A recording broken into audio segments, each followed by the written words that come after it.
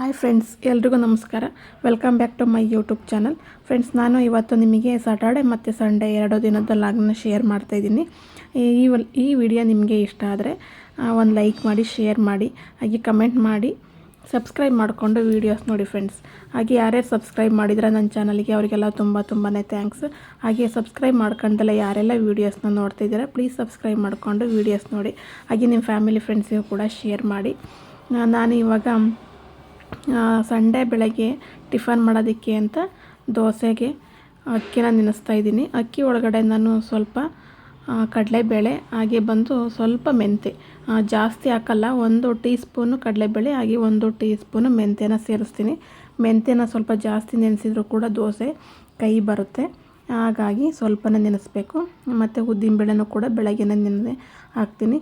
ನಾನು ಅಲ್ಲಿ ತೋರಿಸಿದ್ನೆಲ್ಲ ಅದು ಬಂದು ರ್ಯಾಕು ಸ್ವಲ್ಪನೂ ಚೆನ್ನಾಗಿಲ್ಲ ಕ್ವಾಲಿಟಿ, ಅದಕ್ಕೆ ನಾನು ಶೇರ್ ಮಾಡ್ಕೊಳ್ಳಲ್ಲ.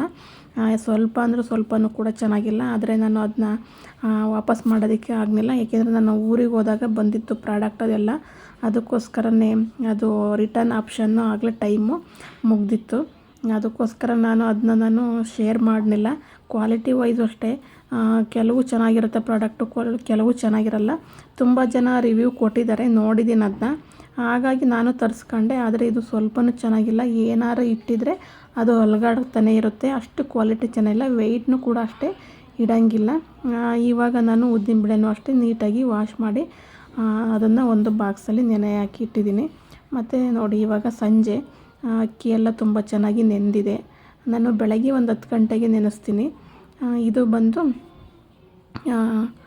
ಅವಲಕ್ಕಿನ ನಾನು ಬೆಳಗ್ಗೆ ನೆನೆಸಲ್ಲ, ರುಬ್ಬೋದು ಇನ್ನೊಂದು 1 ಅವರ್ ಇದೆ ಅನ್ನುವಾಗ ಅವಲಕ್ಕಿನ ನೆನೆಸ್ತೀನಿ. ಅದೇನೋ ಬೇಗ ನೆನೆಯುತ್ತಲ್ಲ, ಅದಕ್ಕೋಸ್ಕರ ಏನು ಬೇಗ ನೆನೆಸೋ ಅಂಥ ಅವಶ್ಯಕತೆ ಇಲ್ಲ, ಅದಕ್ಕೋಸ್ಕರನೇ ಅದೊಂದು ಲೇಟಾಗಿ ನೆನೆಸ್ತೀನಿ. ಸಂಜೆ ಒಂದು 7 ಗಂಟೆ ಹಂಗೆ ನಾನು ರುಬ್ಬಿ ಇಡ್ತೀನಿ ಎಲ್ಲವೂ.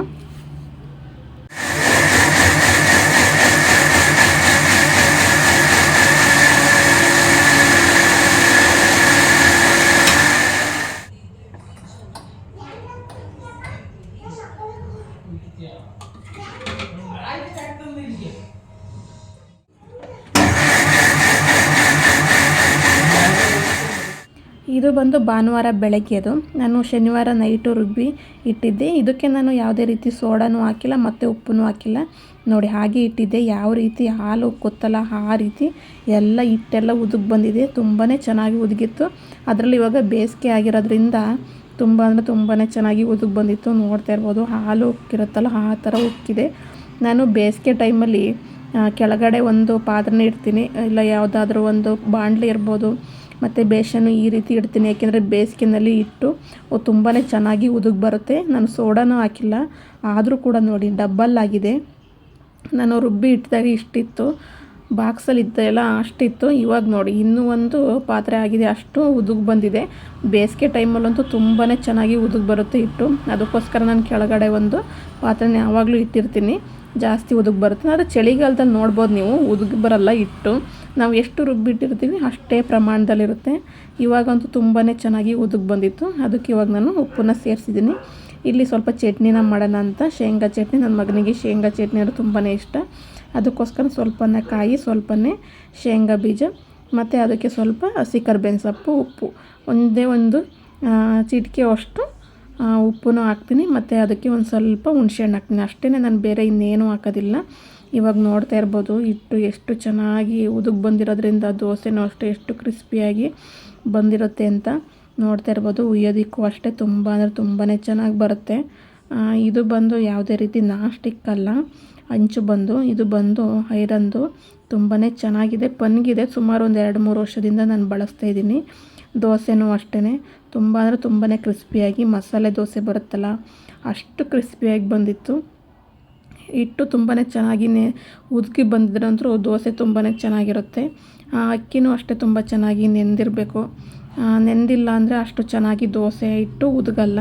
ಅಕ್ಕಿನೂ ಅಷ್ಟೇ ಬೆಳಗ್ಗೆ 10 ಗಂಟೆ ನೆನೆಸಿದರೆ ನಾನು ಸಂಜೆ 7 ಗಂಟೆಗೆ ರುಬ್ತೀನಿ, ಅಷ್ಟರೊಳಗೆ ಅದು ತುಂಬಾ ಚೆನ್ನಾಗಿ ನೆಂದಿರುತ್ತೆ. ಇಲ್ಲಿ ಮಸಾಲೆ ದೋಸೆಗೆ ಅಂತ ನಾನು ಆಲೂಗೆಡ್ಡೆ ಪಲ್ಯನೂ ಮಾಡಿದ್ದೀನಿ. ಬೆಳಗ್ಗೆ ತಿಂಡಿಗೂ ಅದೇ ಆಯಿತು, ಮಧ್ಯಾಹ್ನಕ್ಕೂ ಅದೇ ಆಯಿತು. ನನ್ನ ಮಗನಿಗೆ ತುಂಬಾ ಇಷ್ಟ ದೋಸೆ ಅಂದರೆ. ಇವಾಗ ನಾವು ಮಧ್ಯಾಹ್ನ ಊಟ ಮತ್ತು ತಿಂಡಿ ಎಲ್ಲ ಮುಗಿಸ್ಕೊಂಡು ಸಂಡೇ ಆಗಿರೋದ್ರಿಂದ ಇಲ್ಲೇ ನಮ್ಮ ಮನೆ ಹತ್ರ ಮಾಲ್ ಇದೆ ಒಂದು, ಅಲ್ಲಿಗೆ ಬಂದಿದ್ವಿ.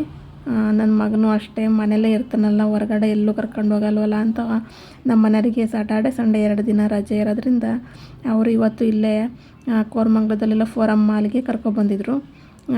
ಭಾನುವಾರ ಅಲ್ವಾ, ಹಾಗಾಗಿ ತುಂಬ ಜನ ಕೂಡ ಇದ್ದರು. ಇಲ್ಲಿ ಕೆಳಗಡೆ ಯಾವುದೋ ಒಂದು ಈವೆಂಟ್ ಮಾಡೋದಕ್ಕೆ ಅಂತ ತುಂಬಾ ಜನ ಬಂದು ಏನೋ ಮಾಡ್ತಾಯಿದ್ರು. ನಾವು ಅಲ್ಲೇ ನಿಂತ್ಕೊಂಡು ನೋಡ್ತಾ ಇದ್ವಿ. ನಮಗೆ ಕೊನೆಗೆ ಗೊತ್ತಾಯಿತು ಏನು ಪ್ರೋಗ್ರಾಮು ಅಂತ. ಯಾವುದೋ ಕಾಲೇಜವ್ರು ಬಂದು ಏನೋ ಪ್ರೋಗ್ರಾಮ್ ಮಾಡ್ತಾಯಿದ್ರು. ಅಪ್ಪು ಅವ್ರದ್ದು ಬರ್ತಡೇ ಇತ್ತಲ್ಲ, ಪುನೀತ್ ರಾಜ್ಕುಮಾರ್ದು ಬರ್ತಡೇ ಇತ್ತಲ್ಲ, ಅದಕ್ಕೋಸ್ಕರ ಏನೋ ಒಂದು ಈವೆಂಟ್ ಮಾಡ್ತಾಯಿದ್ರು. ಆದರೆ ನಮಗೆ ಕೊನೆ ಲಾಸ್ಟಿಗೆ ಅಲ್ಲಿಗೆ ಹೋದ್ಮೇಲೆ ಗೊತ್ತಾಯಿತು. ಅಲ್ಲಿಂದ ಬಂದ್ವಿ. ಇದು ಬಂದು ಮಕ್ಕಳಿಗೆ ಆಟ ಆಡೋದಕ್ಕಿರೋ ಅಂಥ ಒಂದು ಸೆಕ್ಷನಿಗೆ ಬಂದಿದ್ವಿ. ನೋಡ್ತಾ ಇರ್ಬೋದು, ಇಲ್ಲಂತೂ ಮಕ್ಕಳಿಗೆ ತುಂಬ ವೆರೈಟಿಲಿರೋ ಅಂಥ ಗೇಮ್ಸ್ ಇತ್ತು. ಇದು ಬಂದು ಒಂದು 5 ಇಯರ್ಸ್ ಮೇಲ್ಪಟ್ಟವ್ರಿಗಾದರೆ ಚೆನ್ನಾಗಿರುತ್ತೆ. ನನ್ನ ಮಗನಿಗೆ ಫಸ್ಟ್ ಟೈಮ್ ಅಲ್ವಾ, ಅವನಂತೂ ತುಂಬ ಕಡೆ ಓಡಾಡ್ತಾ ಇರೋನು ನೋಡಿ, ಅದೊಂದು ಮಾಡ್ತೀನಿ ಇದನ್ನು ಮಾಡ್ತೀನಿ ಅಂತ. ಆದರೆ ಅವನು ಯಾವ ಕಡೆನೂ ಅಷ್ಟೇ ಒಂದು 5 ನಿಮಿಷನೂ ಕೂರ್ತಾನೆ ಇರಲಿಲ್ಲ. ಹಾಗಾಗಿ ಅವನಿಗೆ ಯಾವ ಗೇಮ್ಸ್ನೂ ಕೂಡ ಆಡ್ಸೋಕ್ಕೇ ಆಗಲಿಲ್ಲ. ಏಕೆಂದರೆ ಒಂದು 5 ನಿಮಿಷನೂ ಇರ್ತಿರಲಿಲ್ಲ. ಇಲ್ಲಿ ಮುಟ್ಟೋದು ಅಲ್ಲಿ ಮುಟ್ಟೋದು ಒಂಥರ ಚೆನ್ನಾಗಿತ್ತು, ನೋಡೋದಕ್ಕೂ ಅಷ್ಟೇ ಚೆನ್ನಾಗಿತ್ತು. ಆದರೆ ಒಂದು 5 ಇಯರ್ಸು ಮೇಲಾದರೆ ಚೆನ್ನಾಗಿರುತ್ತೆ ಆಟ ಆಡೋದಕ್ಕೆ. ಇವನಿಗೆ ಅದ್ರ ಬಗ್ಗೆ ಐಡಿಯಾನೂ ಇಲ್ಲ, ಫಸ್ಟ್ ಟೈಮ್ ಬಂದಿದ್ದಲ್ಲ, ಎಲ್ಲನೂ ಮುಟ್ಟೋದು ನೋಡೋದು ಏನೋ ಒಂಥರ ಖುಷಿ ಪಡೋನು. ಎಲ್ಲೂ ಅಷ್ಟೇ ಒಂದು 2-3 ನಿಮಿಷನೂ ಅಷ್ಟೇ ನಿಲ್ತಿರಲಿಲ್ಲ.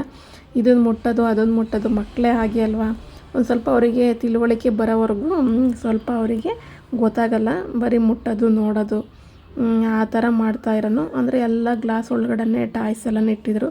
ಇದೆಲ್ಲ ಬಂದು ಟಾಯ್ಸ್ನ ತಗೊಳ್ಳೋ ಅಂಥ ಗೇಮು. ಆದರೆ ಈ ವಯಸ್ಸಿಗೆ ಅವರಿಗೆಲ್ಲ ಅಷ್ಟು ಗೊತ್ತಾಗಲ್ಲ, ಅದಕ್ಕೋಸ್ಕರ ಬರೀ ತೋರಿಸಿದ್ದೇ ಆಯಿತು. ಯಾವ ಗೇಮ್ನು ನಾವು ಆಡಿಸ್ನಿಲ್ಲ. ಏಕೆಂದರೆ ಅವನಿಗೆ ಇನ್ನೂ ಆಡೋದಕ್ಕೆ ಅಷ್ಟು ಗೊತ್ತಾಗ್ತಾನೂ ಇರಲಿಲ್ಲ, ಮತ್ತು ಅವನು ಒಂದು ಕಡೆ ನಿಲ್ತಾನೂ ಇರಲಿಲ್ಲ. ಏಕೆಂದ್ರೆ ತುಂಬ ಕಡೆ ಲೈಟಿಂಗ್ಸು ಮತ್ತು ಡಾಲ್ಸು ಎಲ್ಲ ಇತ್ತು, ಚಾಕ್ಲೇಟ್ಸು ಗೇಮ್ಸು ಎಲ್ಲ ಇತ್ತು.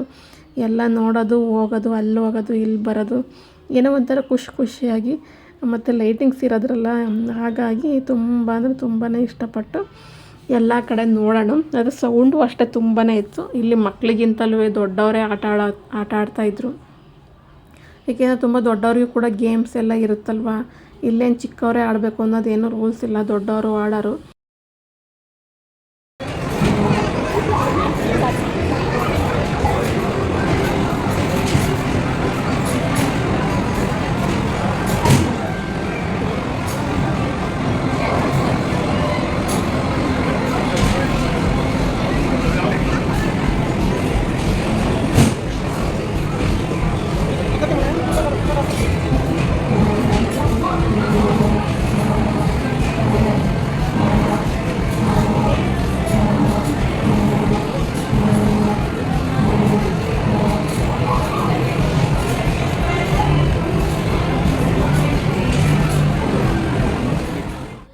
ಇದೊಂದು ಡಿಫ್ರೆಂಟ್ ಗೇಮು, ತುಂಬಾ ಇಷ್ಟ ಆಯಿತು ನನಗೂ ಕೂಡ.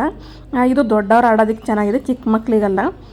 ಇದು ಅಲ್ಲಿ ಅವರಿಗೆ 3D ಗೇಮ್. ಇದು ಅಲ್ಲಿ ಕಣ್ಣಿಗೆ ಇದಾಕಿದ್ದಾರೆ ನೋಡಿ, ಅಲ್ಲಿಗೆ ಗೊತ್ತಾಗ್ತಾ ಇರುತ್ತೆ ಅವರಿಗೆ ಏನಾಗ್ತಾಯಿದೆ ಅಂತ. ಅದು ನಮಗೆ ಹೊರಗಡೆ ಇರೋರಿಗೆ ಗೊತ್ತಾಗಲಿ ಯಾವ ಥರ ಗೇಮು ಅಂತ ಇಲ್ಲಿ ನೋಡಿ LED TV ತೋರಿಸ್ತಾ ಇದ್ದಾರೆ. ತುಂಬ ಅಂದರೆ ತುಂಬಾ ಚೆನ್ನಾಗಿತ್ತು. ಅಲ್ಲಿ ಕೂತಿರೋರ್ಗಂತೂ ಫುಲ್ಲು ಎಕ್ಸೈಟ್ಮೆಂಟು, ಎಂಜಾಯ್ ಸಖತ್ತು ಮಾಡ್ತಾಯಿದ್ರು. ಅಷ್ಟು ಎಂಜಾಯ್ ಮಾಡ್ತಾಯಿದ್ರು, ಕೂಗಾಡ್ತಾಯಿದ್ರು. ಅದು ಮಾಮೂಲಿ ಟ್ರೈನು ಬರುತ್ತಲ್ಲ, ಟ್ರ್ಯಾಕು, ಅದರಲ್ಲಿ ಆ ಕಡೆ ಈ ಕಡೆ ಬರ್ತಾ ಇರೋ ಅಂಥದ್ದು. ಅದನ್ನು ಅವರು ಶೂಟ್ ಮಾಡಬೇಕು. ಗೊತ್ತಲ್ಲ, ಗೇಮ್ ಆಡೋರಿಗೆ ಇದೆಲ್ಲ ಗೊತ್ತಿರುತ್ತೆ.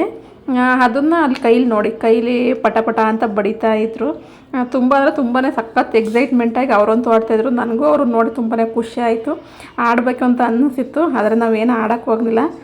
ತುಂಬಾ ನನಗೂ ಇಷ್ಟ ಆಯಿತು ಈ ಗೇಮು. ಇಲ್ಲಿ ನೋಡಿ ನನ್ನ ಮಗನ ಎಷ್ಟು ಕರೆದ್ರೂ ಅವನು ಬರ್ತಾನೆ ಇರಲಿಲ್ಲ. ಅಲ್ಲಿಂದ ಇಲ್ಲಿಗೆ ಇಲ್ಲಿಂದ ಅಲ್ಲಿಗೆ ಆಟನೇ ಜಾಸ್ತಿ ಅವನು. ಎಲ್ಲೂ ಅಷ್ಟೇ ನೋಡ್ತಾ ಇರ್ಬೋದು, ಒಂದು 5 ನಿಮಿಷನೂ ನಿಂತಾನೇ ಇರಲಿಲ್ಲ. ಎಲ್ಲ ಕಡೆನೂ ಹೋಗೋನು, ಎಲ್ಲವೂ ಮುಟ್ಟನು, ಏನೋ ಒಂಥರ ಅವನಿಗೆ ಖುಷಿ ಆಗ್ತಾಯಿತ್ತು. ಒಂದು 5 ಇಯರ್ಸ್ ಮೇಲಾದರೆ ತುಂಬಾ ಅರ್ಥ ಆಗುತ್ತೆ ಮಕ್ಕಳಿಗೆಲ್ಲ ಯಾವ ಥರ ಆಡಬೇಕು ಅಂತ. ಇಲ್ಲ ಅಂದರೆ ನಾವೇ ಆಡಿ ತೋರಿಸ್ಬೇಕು ಅವರಿಗೆ. ನನ್ನ ಮಗ ಅಲ್ಲಿಂದ ಬರ್ತಾನೆ ಇಲ್ಲ. ಇದು ಅಂತೂ ಅವನಿಗೆ ಫೇವ್ರೇಟು, ಯಾಕೆಂದರೆ ಅದರೊಳಗಡೆ ಕಿಂಡರ್ ಜಾಯ್ ಇದ್ದು ಇದನ್ನು ಆಡಿದರೆ ಕಿಂಡರ್ ಜಾಯಿ ಅಂದರೆ ಅದು ಯಾವ ಥರ ಆಡೋದು ಅಂತ ನಮಗೆ ಗೊತ್ತಿಲ್ಲ. ನಾವೇನು ಅದನ್ನು ಮಾಡೋಕ್ಕೆ ಹೋಗಲಿಲ್ಲ. ಇಲ್ಲೆಲ್ಲ ನೋಡ್ತಾ ಇರ್ಬೋದು, ಫುಲ್ ದೊಡ್ಡವರೇ ಆಡ್ತಿದ್ದಾರೆ. ಸಖತ್ತು ಕ್ರೌಡು ಮತ್ತು ಸೌಂಡೂ ಅಷ್ಟೇ, ಸಿಕ್ಕಾಬಟ್ಟೆ ಸೌಂಡು. ಇದಂತೂ ತುಂಬಾ ಚೆನ್ನಾಗಿತ್ತು. ಮತ್ತು ಇದು ಅಷ್ಟೇ, ಇದೆಲ್ಲ ಬಂದು ಮಕ್ಕಳಿಗೆ ಚೆನ್ನಾಗಿರುತ್ತೆ. ತೀರಾ ಚಿಕ್ಕ ಮಕ್ಕಳಿಗೆಲ್ಲ ಆಡೋಕ್ಕಾಗಲ್ವಲ್ಲ ನೋಡಿ, ಅವ್ರ ಪೇರೆಂಟ್ಸ್ ಕೂತ್ಕೊಂಡು ಅಲ್ಲಿ ಆಟ ಆಡೋದು ಯಾವ ಥರ ಅಂತ ಅವರು ಕೂಡ ತೋರಿಸ್ತಿದ್ದಾರೆ, ಅವರೇ ಆಡ್ತಿದ್ದಾರೆ. ಹಾಗಾಗಿ ನಾವೇನು ಇದನ್ನು ನನ್ನ ಮಗನಿಗೇನೋ ಆಡ್ಸೋಕ್ಕೆ ಹೋಗಲಿಲ್ಲ, ಜಸ್ಟ್ ಹಂಗೆ ಕೂರಿಸಿದ್ವಿ. ಮತ್ತು ಬೇರೆ ಪೇರೆಂಟ್ಸು ಅಷ್ಟೇ, ತುಂಬ ಚಿಕ್ಕ ಚಿಕ್ಕ ಮಕ್ಕಳಲ್ವ, ಅವ್ರಿಗೆ ಗೊತ್ತಾಗಲ್ಲ ಅಂತ ಅವರೇ ನೋಡಿ ಇಲ್ಲಿ ಅವರೇ ಕೂತು ತೋರಿಸ್ತಿದ್ದಾರೆ. ಅವರು ಕೂಡ ಆಡ್ತಿದ್ದಾರೆ. ಅದರ ಪಕ್ಕದಲ್ಲಿರೋರು ನೋಡಿ ಆಡ್ತಾ ಇದ್ದಾರೆ, ಯಾವ ಥರ ಆಡ್ತಾ ಇದ್ದಾರೆ ಅಂತ. ತುಂಬಾ ಚೆನ್ನಾಗಿದ್ದು ಗೇಮೆಲ್ಲ. ಅಂದರೆ ಮಕ್ಕಳಿಗೆ ಇದೆಲ್ಲವ ಅಷ್ಟು ಒಳ್ಳೆಯದಲ್ಲ ಅಂತ ನನಗೆ ಅನ್ನಿಸ್ತು. ಏಕೆಂದರೆ ಕಣ್ಣನ್ನು ಡೈರೆಕ್ಟಾಗಿ ಅಲ್ಲೇ ಫೋಕಸ್ ಮಾಡಬೇಕು, ಬೇರೆ ಎಲ್ಲೂ ನೋಡೋಂಗಿಲ್ಲ. ಮತ್ತು ಲೈಟಿಂಗ್ಸ್ ಇರೋದ್ರಿಂದ ಚಿಕ್ಕ ಮಕ್ಕಳಿಗೇನೋ ಅಷ್ಟು ಒಳ್ಳೆಯದಲ್ಲ, ಕಣ್ಣಿಗೆ ತುಂಬಾ ಎಫೆಕ್ಟ್ ಆಗುತ್ತೆ. ಸುಮ್ಮನೆ ಜಸ್ಟ್ ನೋಡ್ಕೊಂಡು ಬರ್ಬೋದು ಅಷ್ಟೇ. ಇಲ್ಲಾಂದರೆ ನೋಡ್ತಿರ್ಬೋದು, ಈಗೆಲ್ಲ ಫೋನಲ್ಲಿ ಮಕ್ಕಳೆಲ್ಲ ಗೇಮ್ ಆಡ್ತಾ ಇರ್ತಾವಲ್ಲ, ಡೈರೆಕ್ಟು ಕಣ್ಣು ಫೋಕಸ್ ಅಲ್ಲೇ ಮಾಡ್ತಾ ಇರೋದ್ರಲ್ಲ, ಹಂಗಾಗಿ ಕಣ್ಣಿಗೆ ತುಂಬಾ ಸ್ಟ್ರೈನ್ ಆಗುತ್ತೆ. ಅದಕ್ಕೋಸ್ಕರ ನಾವು ತೋರಿಸ್ಕೊಂಡು ಅಷ್ಟೇ ಜಸ್ಟ್ ಬಂದ್ವಿ. ಇಲ್ಲಿ ಬಂದ ತಕ್ಷಣವೇ ಕೆಳಗಡೆ ಆಗಲೇ ಪ್ರೋಗ್ರಾಮ್ ಸ್ಟಾರ್ಟ್ ಆಗಿತ್ತು. ಇದು ಬಂದು ಪುನೀತ್ ರಾಜ್ಕುಮಾರ್ ಅವ್ರದ್ದು ಹುಟ್ಟಿದ ಹಬ್ಬ ಇತ್ತಲ್ಲ, ಹಾಗಾಗಿ ಯಾವುದೋ ಕಾಲೇಜಿಂದ ಈವೆಂಟನ್ನ ಮಾಡ್ತಾಯಿದ್ರು. ಫುಲ್ಲು ನೋಡಿ ಎಲ್ಲರೂ ಬಂದು ತುಂಬಾ ಜನ ನಿಂತಿದ್ದಾರೆ. ಅಲ್ಲಿ ಮಾಲಲ್ಲಿದ್ದರೆಲ್ಲ ಪ್ರೋಗ್ರಾಮ್ನ ನೋಡ್ತಿದ್ದಾರೆ. ಯಾವುದೋ ಕಾಲೇಜಿಂದ ಈವೆಂಟ್ನ ಮಾಡಿದರು, ಎಲ್ಲರೂ ಬಂದು ಡ್ಯಾನ್ಸ್ ಮಾಡ್ತಾಯಿದ್ರು. ತುಂಬಾ ಚೆನ್ನಾಗಿತ್ತು. ವೀಕೆಂಡ್ ಅಂದ್ರೆ ಹಂಗೆ ಬೆಂಗಳೂರಲ್ಲಿ ಎಂಜಾಯ್ ಮಾಡೋದು ಮಾಲ್ಗಳಲ್ಲೆಲ್ಲವ. ತುಂಬಾ ಚೆನ್ನಾಗಿತ್ತು. ನನ್ನ ಮಗನಿಗೂ ಅಷ್ಟೇ ತುಂಬಾ ಖುಷಿ ಆಯಿತು. ಅವನು ಸಾಟರ್ಡೆ ಸಂಡೇ ಬಂದರೆ ಸಾಕು ಪಿಕ್ನಿಕ್ ಹೋಗೋಣ ಪಿಕ್ನಿಕ್ ಅಂತ ಇರ್ತಾನೆ, ತುಂಬಾ ಖುಷಿಪಟ್ಟ. ಇಲ್ಲಿ ನೋಡಿ ಕಾಲೇಜು ಹುಡುಗರೆಲ್ಲ ಡ್ಯಾನ್ಸ್ ಮಾಡ್ತಾ ಇದ್ದಾರೆ. ಬೆಂಗಳೂರಲ್ಲಿ ಕಾಲೇಜಲ್ಲಿ ಇದ್ದವರೆಲ್ಲರಿಗೂ ಒಂಥರ ಡಿಫ್ರೆಂಟಾಗಿ ಒಂದು ಮೆಮೊರೀಸ್ ಎಲ್ಲ ಸಿಗುತ್ತೆ ಅಂತ ಅನ್ಕೋತೀನಿ. ಏಕೆಂದರೆ ಬೇರೆ ಕಡೆ ಎಲ್ಲ ಈ ಥರ ಇಲ್ಲ ಎಲ್ಲೂ ಮಾಲು, ಬೆಂಗಳೂರು ಬಿಟ್ಟರೆ. ಬೆಂಗಳೂರಲ್ಲಿರೋ ಸ್ಟೂಡೆಂಟ್ಸ್ಗಳೆಲ್ಲ ನೋಡಿ ಬಂದಿದ್ದಾರೆ ಎಲ್ಲರೂ. ಮಾಲಿಗೆ ಬರುತ್ತೆ ಅದಕ್ಕೆ ಅಲ್ಲೊಂದು ವೀಕೆಂಡು ಟೈಮ್ ಪಾಸ್ ಮಾಡೋರು ಟೈಮ್ ಪಾಸ್ ಮಾಡ್ತಾರೆ. ಶಾಪಿಂಗ್ ಮಾಡೋರು ತುಂಬಾ ಕಡಿಮೆ, ಆದಷ್ಟು ಟೈಮ್ ಪಾಸ್ ಮಾಡೋಕ್ಕೇ ಬರ್ತಾರೆ. ನಾವೂ ಅಷ್ಟೇ ಟೈಮ್ ಪಾಸ್ ಮಾಡಿ ಬಂದ್ವಿ, ಏನೂ ತಗೊಳಕ್ಕಂತೂ ಆಗಲಿಲ್ಲ. ಅಲ್ಲೆಲ್ಲ ತಗೋಬೇಕು ಅಂದ್ರೆ ಸ್ವಲ್ಪ ಕಾಸ್ಟ್ಲಿನೆಲ್ಲ. ಅಲ್ಲಿಂದ ಬರೋದ್ರೊಳಗೆ ಒಂದು 7:30 8 ಗಂಟೆ ಆಯಿತು. ಹಾಗೆಯೇ ಹೊರಗಡೆ ಲಂಚ್ ಮುಗಿಸ್ಕೊಂಡು ಮನೆಗೆ ಹೋಗೋಣ ಅಂತ ಅಲ್ಲೇ ಹಂಜಾಪುರ ಇತ್ತಲ್ಲ, ಅಲ್ಲೇ HSR ಲೇಔಟಲ್ಲಿ ಹಂಜಾಪುರ ಹೋಟೆಲ್ ಇತ್ತು, ಅಲ್ಲೇ ಹೋಟ್ಲಿಗೆ ಊಟಕ್ಕೆ ಹೋದ್ವಿ. ಅಲ್ಲಿ ನಾವು ಬಿರಿಯಾನಿ ಮತ್ತು ತಂದೂರಿ ಚಿಕನ್ ತಗೊಂಡ್ವಿ. ಬಿರಿಯಾನಿ ಮಾತ್ರ ಸ್ವಲ್ಪನೂ ಚೆನ್ನಾಗಿರಲಿಲ್ಲ, ತಂದೂರಿ ಚಿಕನ್ ತುಂಬಾ ಚೆನ್ನಾಗಿತ್ತು. ಬಿರಿಯಾನಿ ನಮಗೆ ತಿನ್ನೋದಕ್ಕಾಗಲಿಲ್ಲ, ಒಂದು ಮಾತ್ರ ತಿಂದ್ವಿ, ಇನ್ನೊಂದು ಹಂಗೇ ಮಿಕ್ಕಿತ್ತಲ್ಲ ಪಾರ್ಸಲ್ ತೊಗೊಂಡು ಬಂದ್ವಿ. ಓಕೆ ಫ್ರೆಂಡ್ಸ್, ಇವತ್ತಿಂದು ವಿಡಿಯೋ ಇಷ್ಟನೇ. ಇದು ಬಂದು ಸಾಟರ್ಡೆ ಮತ್ತು ಸಂಡೇ 2 ದಿನದ್ದು ವೀಕೆಂಡ್ ಲಾಗು. ಹಾಗೆ ನಾವು ವೀಕೆಂಡು ಅಂತ ಸ್ವಲ್ಪ ಎಂಜಾಯ್ ಮಾಡಿದ್ವಿ ಅಂತಲೇ ಹೇಳ್ಬೋದು. ಓಕೆ ಫ್ರೆಂಡ್ಸ್, ಇವತ್ತಿನ ವಿಡಿಯೋ ನಿಮ್ಗೆ ಇಷ್ಟ ಆದರೆ ಪ್ಲೀಸ್ ಒಂದು ಲೈಕ್ ಮಾಡಿ, ಕಮೆಂಟ್ ಮಾಡಿ, ಹಾಗೆ ನಿಮ್ಮ ಫ್ಯಾಮಿಲಿ ಆ್ಯಂಡ್ ಫ್ರೆಂಡ್ಸಿಗೂ ಕೂಡ ಶೇರ್ ಮಾಡಿ. ಓಕೆ ಫ್ರೆಂಡ್ಸ್, ನೆಕ್ಸ್ಟ್ ವಿಡಿಯೋದಲ್ಲಿ ಸಿಗ್ತೀನಿ. ಬಾಯ್.